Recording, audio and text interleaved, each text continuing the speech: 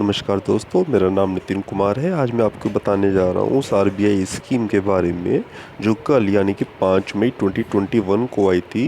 तो मैं आज आपको सरल भाषा में बता रहा हूँ उसकी की हाइलाइट्स जो हम पे या हमारी इकोनॉमी पे इम्पैक्ट करेगी। तो आइए शुरू करते हैं। पहला पॉइंट ये है कि आरबीआई 50,000 करोड़ रुपए बैंक्स को देने वाला है, वो भी रेपो रेट पे। जो रेपो रेट आजकल 4% चल रहा है, ताकि वो पैसा बैंक्स मेडिकल रिलेटेड इंडस्ट्रीज़ को लोन देने में प्रयोग कर सकें। और वो बैंक कोई छोटे मोटे बैंक नहीं है जिनको आरबीआई पैसा देने वाला है। वो बैंक हैं जैसे SBI, HDFC, ICICI, Punjab national bank, जो काफ़ी बड़े बैंक कहलाते हैं। आरबीआई उनको पैसा देगा और वो पैसा वो बैंक्स मेडिकल कंपनीज़ को या मेडिकल रिलेटेड इक्विपमेंट्स को या मेडिकल फैसिलिटी जो प्रोवाइड करते हैं उन कंपनीज़ को देंगी। वो मेडिकल कंपनीज़ हो गई आपकी सिप्ला हो गई, डॉक्टर रेड्डी हो गई, या मेडिकल फैसिलिटी प्रोवाइड करने वाली कंपनी आपकी फोर्टिस हुआ, मैक्स हॉस्पिटल हुआ। ये जो है इनको वो लोन प्रोवाइड कराएगा ताकि वो कोविड-19 जो पैंडेमिक या महामारी चल रही है, ताकि वो इनसे लड़ सके। अब जान लेते हैं इसका इम्पैक्ट क्या होगा। इसका इम्पैक्ट ये होगा कि आप देख सकेंगे कि आगे आने वाले से मैक्स हुआ, मैक्स है, फोर्टिस है, डॉक्टर बत्रा है, इनके शेयर्स में की जो वैल्यू है इसमें इजाफा होगा। और साथ ही बड़ी फार्मा कंपनीज़ हो गई जैसे डॉक्टर रेड्डी हुई, सिप्ला हुई, डॉक्टर मोरपिन हुई, आप और भी पता कर लीजिएगा। और बड़ी जो फार्मा कंपनीज़ हैं इनके भी शेयर वैल्यूज़ में जल्दी आपको इजाफा देखने को मिलेगा। आइए अब सेकंड पॉइंट पे आते हैं।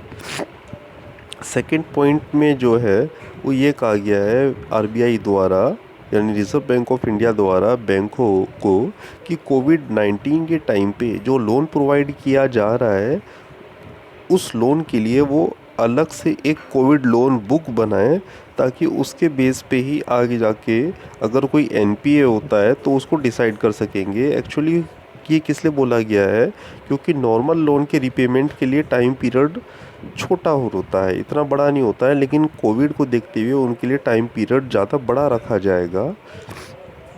तो यदि कोई एनपीए होने भी लगे तो वो जल्दी उसे एनपीए नहीं कहा जाएगा, वो काफ़ी टाइम लगेगा उसे एनपीए कहने में। और उससे फ़ायदा ये होगा कि जिनको लोन दिया गया है उनको भी टाइम मिलेगा कि वो अपना लोन धीरे धीरे दे सके। यानी अगर मान लीजिए किसी को लोन दिया जाता है किसी कंपनी को, तो उसके लिए 3 साल या 5 साल टाइम पीरियड रखा जाता है, तो वो अब उसका बढ़ के कह सकते हैं कि वो 6 साल से 10 साल का हो जाएगा। तो ये कह सकते हैं कि जो बड़ी बड़ी कंपनीज़ जो हैं जो कोविड-19 के टाइम पे जिन्होंने लोन लिया है उनके भी शेयर्स की वैल्यू में आपको इजाफा देखने को मिलेगा। ये इसमें आप बड़ी कंपनीज़ ही रखिएगा, छोटी कंपनी नहीं रखिएगा, क्योंकि वो कोविड-19 से फ़ाइट नहीं कर पा रही हैं। लेकिन बड़ी कंपनीज़ जो हैं वो फ़ाइट कर पा रही हैं, वो अकाउंट भी अपना मैनेज कर ले रही हैं। तो आगे जो बड़ी कंपनीज़ हैं उनके भी शेयर्स की वैल्यू में आपको इजाफा देखने को मिलेगा।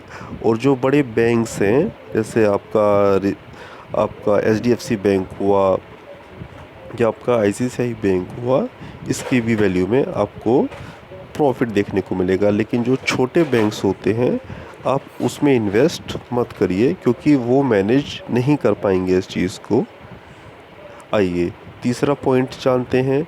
तीसरा पॉइंट ये है कि आरबीआई ने ये कहा है कि वो 10,000 करोड़ स्मॉल फाइनेंस बैंक को देगा, ताकि वो छोटे छोटे बिजनेसेस को लोन दे सकें जहां ये बड़े बैंक नहीं पहुंच पाते हैं। जैसे वो, क्योंकि गांव में जो होते हैं वो छोटे बैंक होते हैं, बड़े बड़े बैंक नहीं होते हैं, ना ही वो छोटे लोगों को डील करते हैं।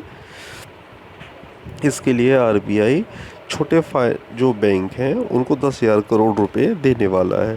लेकिन फिर भी मेरा ये मानना है कि छोटे बैंक्स में आप इन्वेस्ट मत करिएगा, क्योंकि मुझे नहीं लगता कि जिन छोटे लोगों को वो छोटे बिजनेसेस को वो लोन देंगे वो आगे जाके अपना सस्टेन कर पाएंगे। और सस्टेन कर भी गए तो इस छोटे फाइनेंस बैंक को शायद पैसा ना लौटाए।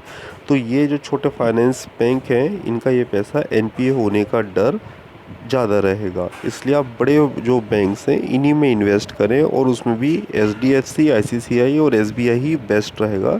बाकी बैंक में रिस्क रहेगा। आइए फोर्थ पॉइंट जानते हैं। फोर्थ पॉइंट ये है कि आरबीआई अभी एक महीने के अंदर ही 35,000 करोड़ के बॉन्ड्स खरीदने वाला है, जिससे रिज़ल्ट ये होगा कि मार्केट में लिक्विडिटी आएगी। और लिक्विडिटी आने का मतलब ये होता है मार्केट में परचेजिंग पावर बढ़ेगी लोगों की,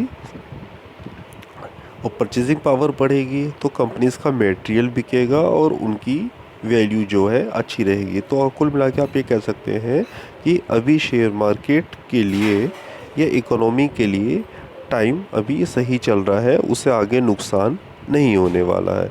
आशा करता हूँ सरल से सरल भाषा में मैंने आपको समझा दिया है जो पॉइंट्स आपके और मेरे समझने के लिए ज़रूरी है। बाकी पॉइंट्स तो और भी इसमें रखे गए हैं, लेकिन वो आपके और मेरे को इम्पैक्ट नहीं करते हैं। नमस्कार।